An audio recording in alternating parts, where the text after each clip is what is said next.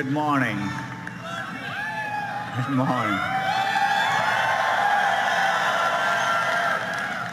Welcome to Google I/O. It's a beautiful day, I think warmer than last year. Hope you're all enjoying it. Thank you for joining us.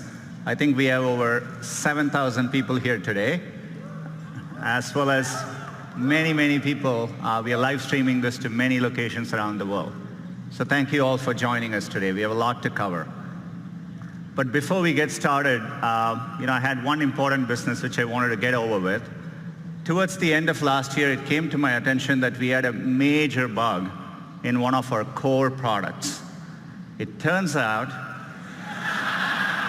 we got the cheese wrong in our burger emoji.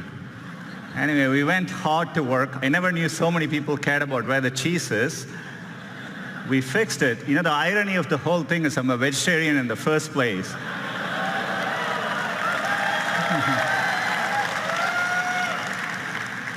So we fixed it, but hopefully we got the cheese right. But as we were working on this came to my attention.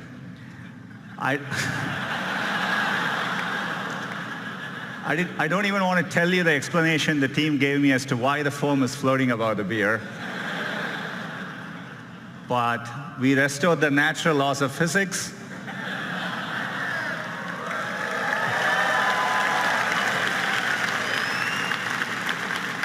So all is well. We can get back to business. We can talk about all the progress since last year's I/O. I'm sure all of you would agree, it's been an extraordinary year on many fronts. I'm sure you've all felt it.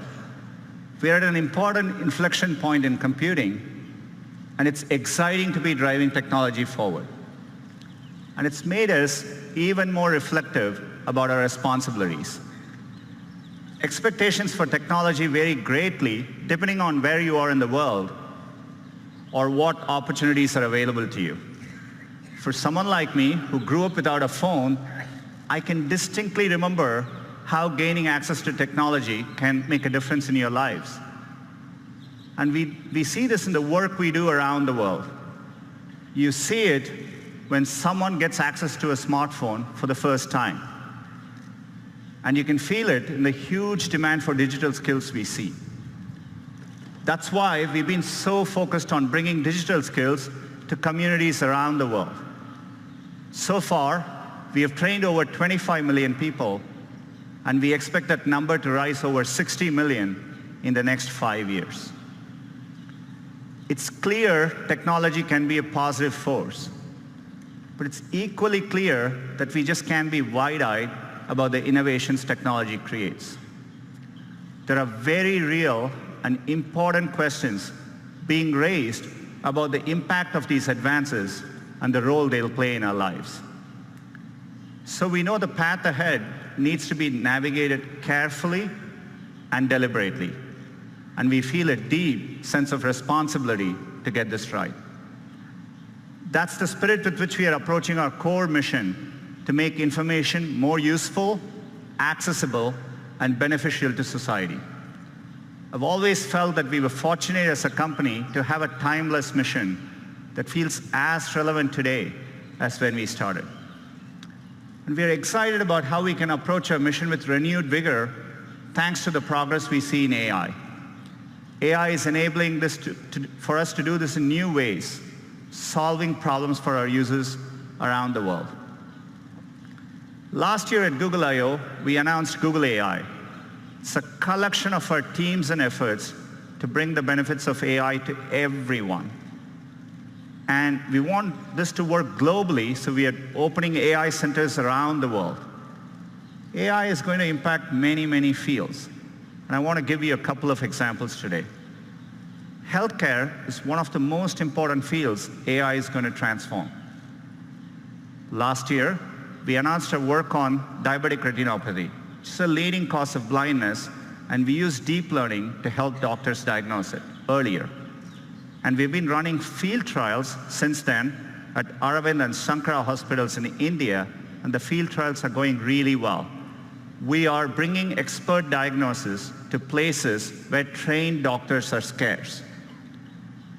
It turned out, using the same retinal scans, there were things which humans quite didn't know to look for, but our AI systems offered more insights.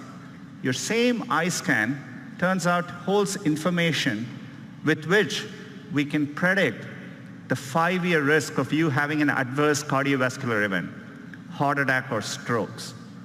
So to me, the interesting thing is that more than what doctors could find in these eye scans, the machine learning systems offered newer insights. This could be the basis for a new non-invasive way to detect cardiovascular risk. And we just published the research, and we are going to be working to bring this to field trials with our partners.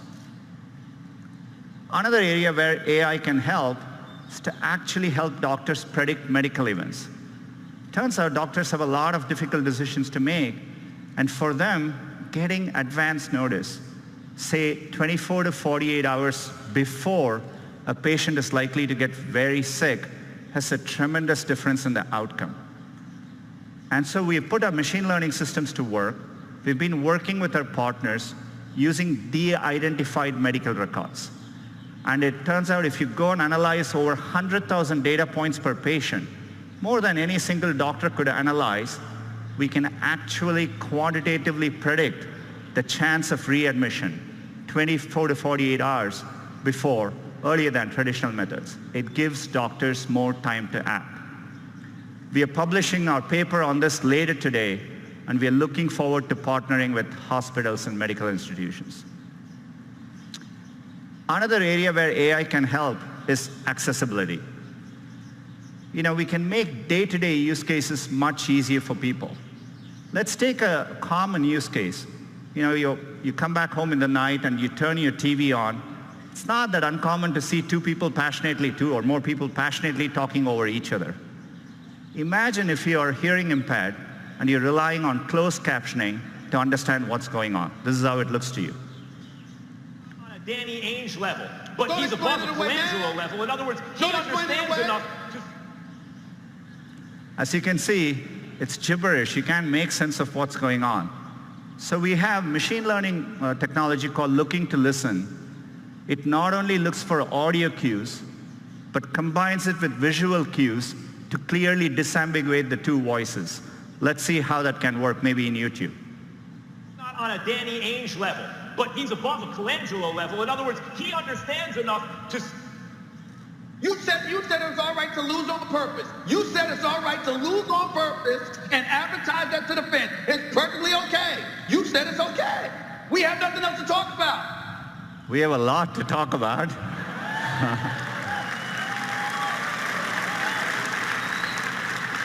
But you can see how we can put technology to work to make an important day-to-day use case profoundly better. The great thing about technology is it's constantly evolving. In fact, we can even apply machine learning to a 200-year-old technology, Morse code, and make an impact in someone's quality of life. It's great to reinvent products with AI. Gboard is actually a great example of it. Every single day, we offer users, and users choose over 8 billion auto-corrections each and every day. Another example of one of our core products, which we are redesigning with AI, is Gmail. We just had a new, fresher look for Gmail, a recent redesign. Hope you're all enjoying using it. We are bringing another feature to Gmail. We call it Smart Compose. So as the name suggests, we use machine learning to start suggesting phrases for you as you type. All you need to do is to hit tab and keep auto-completing.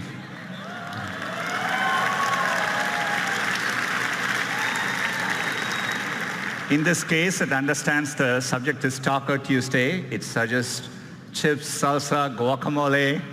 It takes care of mundane things like addresses so that you don't need to worry about it. You can actually focus on what you want to type.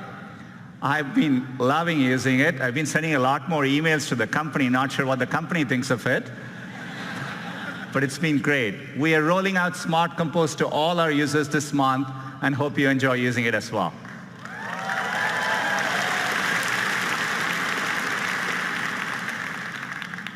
Another product which we built from the ground up using AI is Google Photos. Works amazingly well and at scale. If you click on one of these photos, what we call the photo viewer experience, where you're looking at one photo at a time, so that you understand the scale, every single day, there are over 5 billion photos viewed by our users, each and every day. So we want to use AI to help in those moments. So we are bringing a new feature called suggested actions, essentially suggesting smart actions right in context for you to act on. Say, for example, you went to a wedding and you're looking through those pictures. We understand your friend Lisa is in the picture, and we offer to share the 3 photos with Lisa, and with one click, those photos can be sent to her. So the anxiety where everyone is trying to get the picture on their phone, I think we can make that better. Say, for example, if the photo in the same wedding, if the photos are underexposed, our AI systems offer a suggestion to fix the brightness right there, one tap, and we can fix the brightness for you. Or if you took a picture of a document which you want to save for later, we can recognize, convert the document to PDF, and make it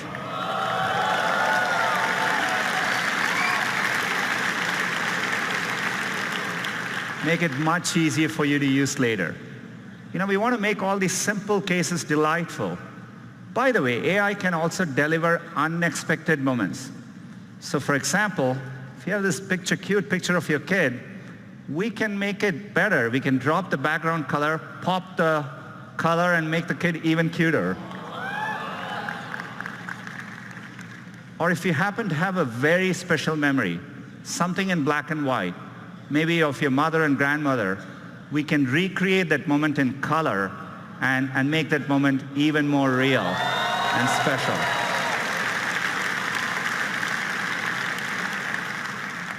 All these features are going to be rolling out to Google Photos users in the next couple of months.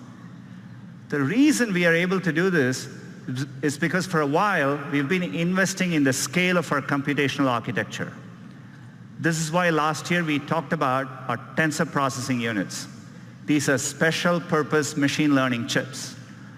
These are driving all the product improvements you're seeing today, and we have made it available to our cloud customers. Since the last year, we've been hard at work, and today I'm excited to announce our next generation TPU 3.0. These chips are so powerful that for the first time, we've had to introduce liquid cooling in our data centers. And we put these chips in the form of giant pods. Each of these pods is now 8x more powerful than last year. It's well over 100 petaflops. And this is what allows us to develop better models, larger models, more accurate models, and helps us tackle even bigger problems. And one of the biggest problems we are tackling with AI is the Google Assistant. Our vision for the perfect assistant is that it's naturally conversational, it's there when you need it, so that you can get things done in the real world. And we are working to make it even better. We want the assistant to be something that's natural and comfortable to talk to. And to do that, we need to start with the foundation of the Google Assistant, the voice. Today, that's how most users interact with the assistant. Our current voice is codenamed Holly. She was a real person. She spent months in our studio, and then we stitched those recordings together to create voice. But 18 months ago, we announced a breakthrough from our DeepMind team called WaveNet. Unlike the current systems, WaveNet actually models the underlying raw audio to create a more natural voice. It's closer to how humans speak. The pitch, the pace, even all the pauses that convey meaning. We want to get all of that right. So we've worked hard with WaveNet, and we are adding, as of today, 6 new voices to the Google Assistant. Let's have them say hello. Good morning, everyone. I'm your Google Assistant. Welcome to Shoreline Amphitheater. We hope you'll enjoy Google I/O. Back to you, Sundar.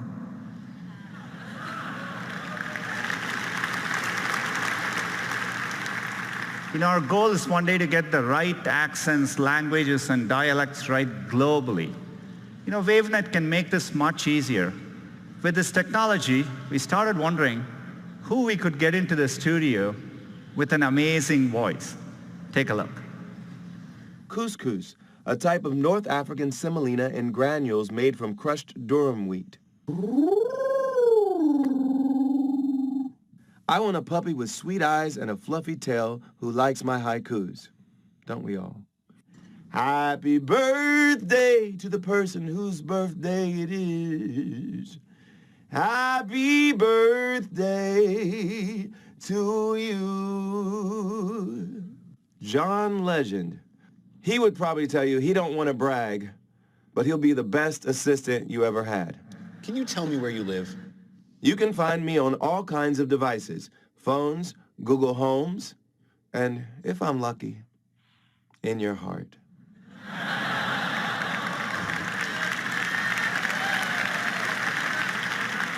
That's right, John Legend's voice is coming to the assistant.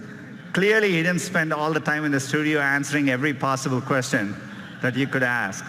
But WaveNet allowed us to shorten the studio time, and the model can actually capture the richness of his voice. His voice will be coming later this year in certain contexts so that you can get responses like this. Good morning, Sundar. Right now in Mountain View, it's 65 with clear skies. Today, it's predicted to be 75 degrees and sunny. At 10 a.m., you have an event called Google I/O Keynote. Then, at 1 p.m., you have margaritas. Have a wonderful day. I'm looking forward to 1 p.m. So John's voice is coming later this year. I'm really excited we can drive advances like this with AI. We are doing a lot more with the Google Assistant. And to talk to you a little bit more about it, let me invite Scott onto the stage.